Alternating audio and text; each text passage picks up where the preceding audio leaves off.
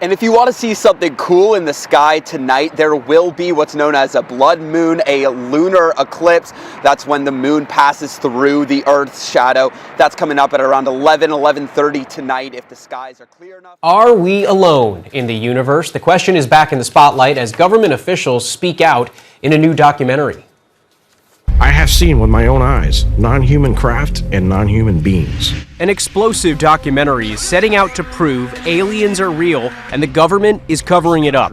The new film, The Age of Disclosure, claims to reveal an 80-year cover-up of the existence of non-human intelligent life and a secret war amongst major nations to reverse engineer technology of non-human origin. You think for a second that they wouldn't consider using it to achieve their ends of domination? It features more than 30 U.S. officials speaking out on the alleged existence of aliens and UFOs, including Secretary of State Marco Rubio. Even presidents have been operating on a need-to-know basis, but that begins to ramp out of control.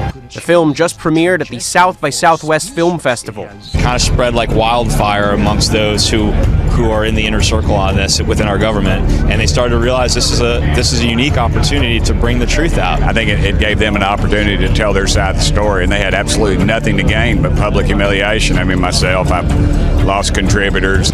This is the biggest discovery in human history. Reaction has been mixed. One person posting, "Spreading the word about this topic is the most important story in the history of humanity." The Phoenix Lights, it is part of Valley folklore. So much so that we don't just mark the 25th anniversary or the 30th anniversary, we're marking the 28th anniversary. Every year? Yeah, every year, without fail. Thousands of people saw it, including the former governor, Fife Symington, a Navy pilot who said this was otherworldly.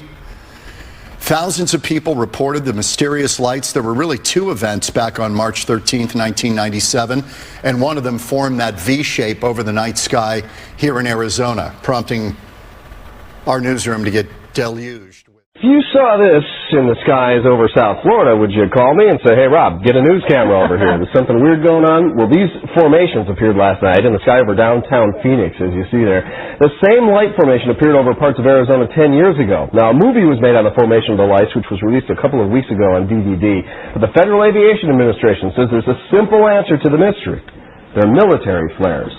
Get another look at these lights. You can see them on CBS4.com. So nothing to worry about there. Nothing. Military flares. Invasion of the A moment in the sky, but forever in imaginations. 28 years ago, thousands across Arizona and the Southwest reported seeing a massive V-shaped light formation. Dr. Lynn Kitai was among them. They have become the most witnessed, the most documented, the most important mass anomalous aerial sighting in modern history, if not all of history. For Kitai, that night was life-changing. So much so, she left medicine to study the phenomenon. I'm a healthy skeptic, but I was seeing something that was so extraordinary. But astronomy professor Chris Impey says the lights themselves may not be as out of this world as they seemed. You know, the Southwest generates a lot of UFO sightings, and it's not coincidental that the Southwest also has large Air Force bases and a lot of military flights and clear skies. His theory, A-10 aircrafts in a chevron formation, followed by flares. But oftentimes when people think they're seeing a UFO, they may just be seeing our cosmic neighbor. So a lot of UFO sightings are actually Venus, just the planet Venus, which is, you know, after the sun sets, you'll see it low on the horizon, and with atmospheric effects, it's not just going to look like it's sitting there. It might be moving or hovering. But Kitai doesn't buy it. The impact that it made on the witnesses themselves is so compelling, and it cannot be explained. And a witness to those lights, Dave Parker. Good seeing both of you. Thanks for being here. Good to see you too. All right, let's start with you, Dave, because I was sitting on the anchor desk that night, and we had so many phone calls coming in. What are these lights? What did you see exactly? I was driving home from work from Mesa to Phoenix, and I was going down I-60, which was under construction for like 10 years.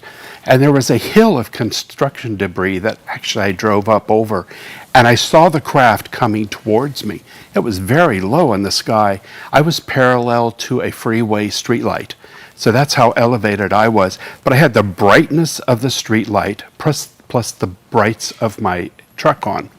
And as the craft was coming overhead, it illuminated the entire bottom of the craft. It was a solid piece of machinery. Some people just say it's light. Some people just say Oh, it's so you flares. say you saw the body of it. Usually it's just the lights people talk about. It was, yeah, I saw it. I don't know what it was made out of. It looked like metal. It looked like gunmetal gray. And it was slightly reflected. And it had thousands of oval indentations on the bottom, like a thumbprint, maybe about 5-6 feet wide. And they went as far as I could see from the tip of the craft, which went right over my head, towards the center of the craft. And it seemed like it hovered for a long time, but you say you saw it moving. It was moving. It was just meandering. It was about this high to me. I saw it mostly horizontally versus looking up at it as many other people did. And quickly, what do you think it was? It was a magnificent craft built by incredibly skilled craftsperson. I don't know. Not of this planet. It didn't look it. All right. But what's so fascinating is that the Phoenix Lights, the Arizona mass sighting that we're celebrating today, the 28th anniversary, has become world renowned as the most witnessed, most documented, most important mass anomalous aerial sighting in modern history, if not all of history. And there is so much to this story. We're so excited to now have a new home at the Arizona Heritage Center. Many believe to be some kind of strange lights hovering over downtown Phoenix. The military guessed that it was a flare test, but others call it the most dramatic UFO sighting in years. They say the craft was moving very slowly and without any sound at all. The people that saw that believe what they saw was an alien spacecraft. Now Governor Symington himself has launched an official investigation.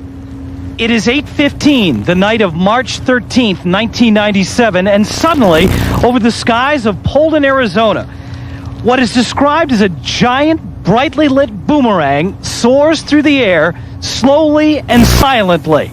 Just 15 minutes later, that same UFO is spotted by thousands of people over the Phoenix area. People report seeing it, pilots report seeing it in the air, yet military radar screens pick up nothing. Now, in an unprecedented move, Governor Fife Symington is determined to find out what those lights are all about. The video that I saw a quick glimpse of was intriguing, so I'm going to order a full investigation of this through DPS. We're going to make all the necessary inquiries, and we're going to get to the bottom of it. We're going to find out if it was a UFO.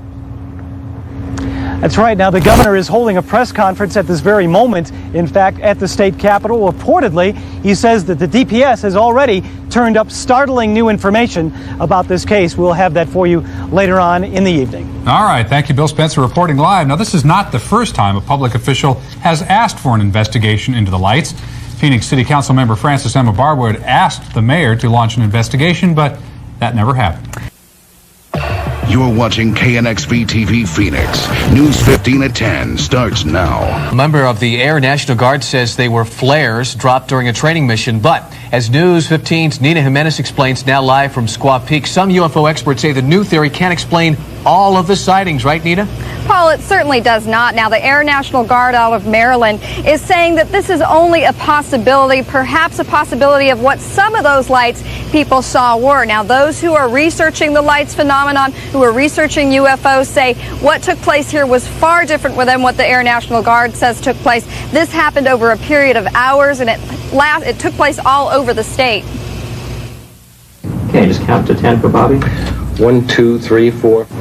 Chuck and Carla Reardon are two of dozens of Arizonans being interviewed for an upcoming Discovery Channel special devoted to the Phoenix Lights phenomenon.